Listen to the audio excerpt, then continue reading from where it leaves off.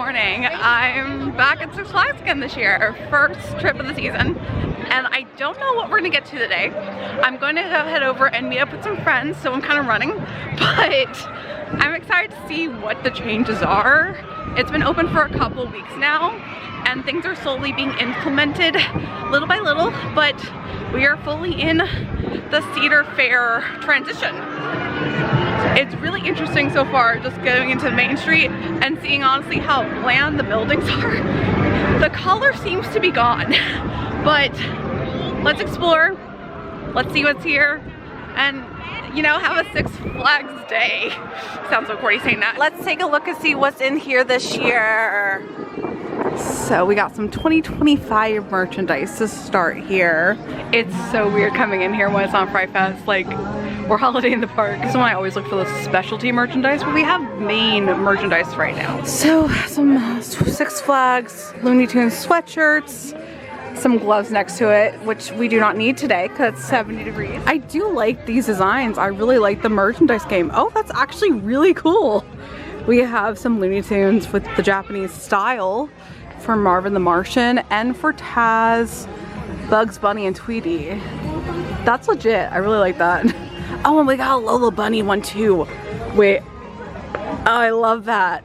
I love this. It's very kawaii. Some leftover Stranger Things merchandise over here. I should be looking at prices, but I'm just doing a quick glance overall. Lots of Looney Tunes, lots of Lola. This is cute. I really like the little subtlety that they're building up. We got more Bugs Bunny stuff here, some more Looney Tunes. We got a little Taz statue. So this is awesome.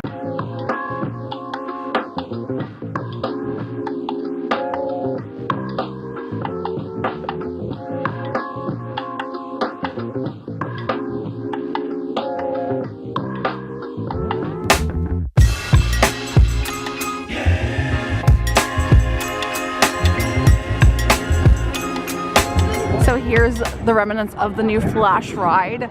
People are on it. I do want to go on it, but I gotta wait. But then we have a little gift shop for the Speedster Central with all the Flash merchandise. So that's new.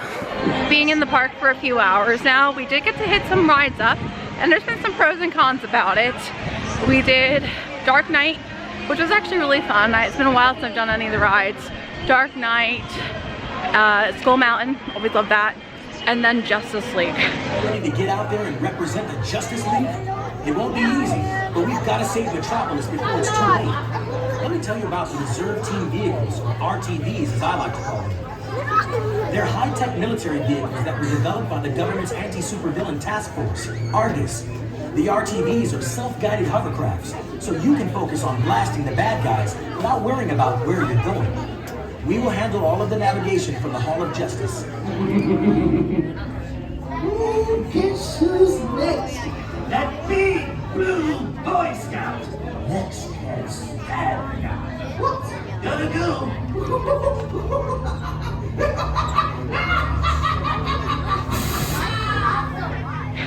We tried to do the Scrambler, but that was closed before we could get on it. And then before we were waiting for Justice League, that also broke down.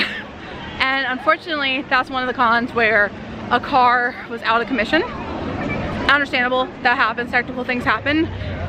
But they were working on it for 10-15 minutes before they decided to push it out of commission. Especially with the line, they should have just pushed it out of commission, worked on it later, and kept it moving.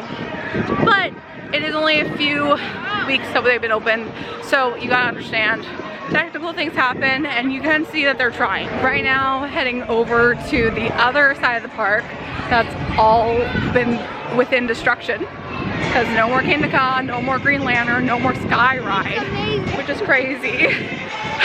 Okay, lots of kids. We are in spring break after all, so it is a very crowded day today, but so far pretty manageable. The rides that we've been able to go on, I don't think it's been more than a 20-minute wait, so that's good.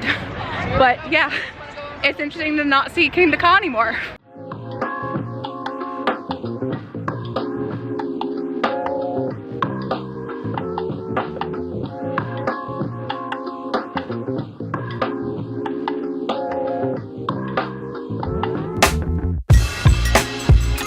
Yeah.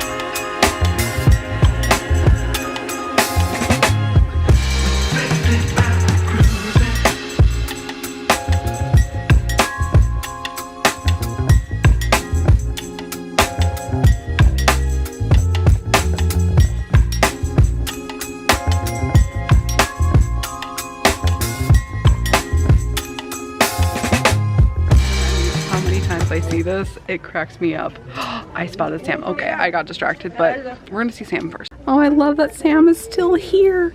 And we have a shirt from Fright Fest left over that I love this design so much. Oh, it's so cute. I got distracted, but we still have the sweatshirt too for Trick or Treat. Same design. What I wanted to say was it always cracks me up how I feel like I'm at the local mall with how much pop culture merchandise is here and how much anime merchandise is here. You don't need to go to Spencer's, you can just come here. We're Hot Topic now. I also love though that we have Stranger Things merchandise still and Trick or Treat stuff, because that basically confirms unofficially that we're getting it back again this year. I love seeing this. I love that the facade is still up here. I know I say it every single time, but the only reason I haven't passed to Six Flags is for Fright Fest. We understand Halloween is my entire life, and I look forward to any time it is Halloween. It's the best time of year, so seeing that the facade for Trick or Treat is still up makes me so happy and hopeful it's coming back. If you saw those videos from last year, I freaking adore Sam so much. He is my favorite. I have way too much merchandise. And I will be so happy to be able to walk through this again and to be able to see Sam. Oh, I'm so excited already thinking about it. Yes, I know this is your standard Halloween backdrop. It cracks me up that it is still here, but it makes me happy. The facade is still up, guys. Oh my God, wait. I'm gonna creep in. Let me zoom in here. They still have it up. This is hilarious and I love it, and I love that this is literally here with the pumpkins. I didn't take anything down. Look at the pumpkins. To be fair, I'm not really going anywhere because you can literally see it through this hole. So I'm just looking where it's open. Sam's in there. Sam's not in there right now. Well, actually, probably, because I think they did have statues of Sam. Sam's in there. Yes, this is literally the only reason I walked over in this area. Otherwise is our Mexico overlay, which is cute. El Toro's around here. We have our little merchandise booth here. And macho nacho burritos and some rice bowls, which I do really like the theming on here. I know it's very subtle, but it does look like a Mexican restaurant. Same here with this theming, because I will give them credit where it's due. They are trying. La Cantina has cold beer daiquiris, wine bar margaritas. I love margaritas. I'm sure they're crazy expensive here though. It cracks me up that there is a full-on bar menu. So you can get some premium cocktails, which is probably the margaritas, for $20. This is when I say we're not in Epcot. There's no need to go get a drink here, especially when it's so close to my house and I can make a margarita at home. I feel like I should have left an offering for Sam because I visited his house, but he's also probably hibernating, so we'll let him rest since it isn't Halloween right now, even though if it was, and make one more stop because there's the Fright Fest store they have all year round, which is my favorite thing ever that they have here. I'm very easy to impress. This is my favorite thing ever. I love that this is a staple that you can be here all year round. I don't know if there's anything new, but we're gonna see. I love this so much. Let's just do a tour of everything. Oh my God, they have Roosevelt's here. They have the Roosevelt's Trick or Treat here. I love that we're seeing so much Trick or Treat. Oh, Dead Man's Party is still here. So seeing all this merchandise, I understand this is also leftover merchandise, but this is basically all confirmation, low-key, that is all coming back. We have all these standard horror shirts. It's also very interesting that we still have the Universal Monsters. Well, one Universal Monster, Dracula. Herman Munster is not a Universal Monster, although we love him very much. Because of course, with Epic Universe now having Dark Universe, it's so interesting to see the competition from all the different parks. But any monsters I'm here for. Anything Halloween I'm here for, so I welcome it all. I also never noticed this backdrop before here, which is really cute. It gives me lots of Ring aesthetic, the Ring, although I know it's not fully catering to it, but it definitely is inspired by it, since this used to be one of the safari areas that they would have in the park. If I remember correctly, this is where they had some lion cubs? Maybe? I don't remember, but they definitely had, or maybe they were tigers, some type of mammal was in here because there was that whole Asia overlay. But now this is just a little quiet area with the knockoff ring girl. That'll be interesting to see how things play out this season too, because if they are coming back with the same mazes that we had last year for Fright Fest Extreme, which was such a fail. It worked out in the end, but trying to do the Fright Fest Extreme route did not work out well. But we still had a nice fun Halloween season. I'm looking forward to it as always.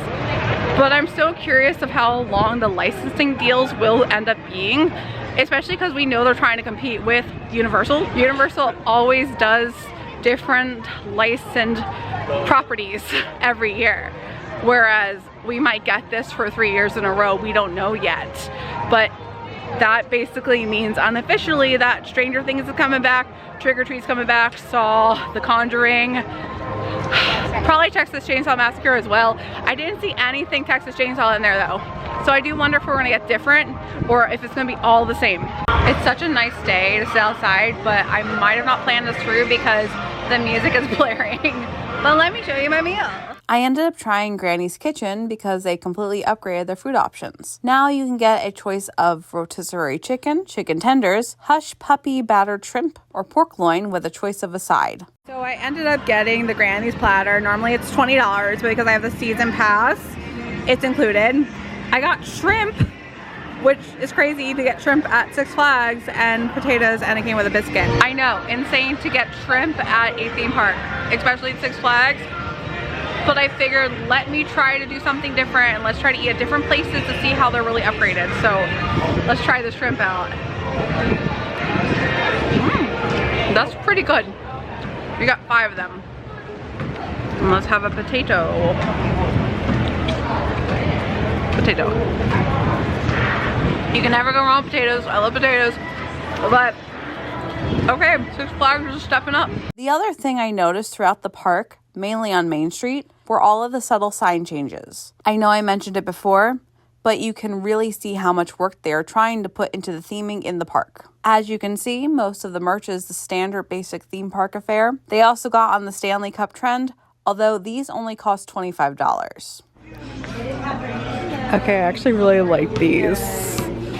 So I think with all that, that's gonna be a wrap for the first trip of the season to Six Flags. I am really impressed with what they're trying to do here. And honestly, it doesn't feel like an empty park. I thought it would because of all the closures, because there was 5 rides that shut down, including Kingda Ka, where it is an empty spaceway. But honestly, the park still feels full. They are trying to advance everything. It's a lot of subtleties, but if you observe everything, they are trying, and I give them credit. And like I said, I'm gonna be really excited to see how things go as the season continues, so you can come join me once again when we return to the park, especially when things get closer to Halloween, and I'll be counting down and looking out for the Fright Fest sneak peeks because if all the same mazes are back, you know, I'll be excited for it. I'm excited for Stranger Things to return. I'm excited for Trick or Treat to return for sure. But until then, I'll see you in the next one.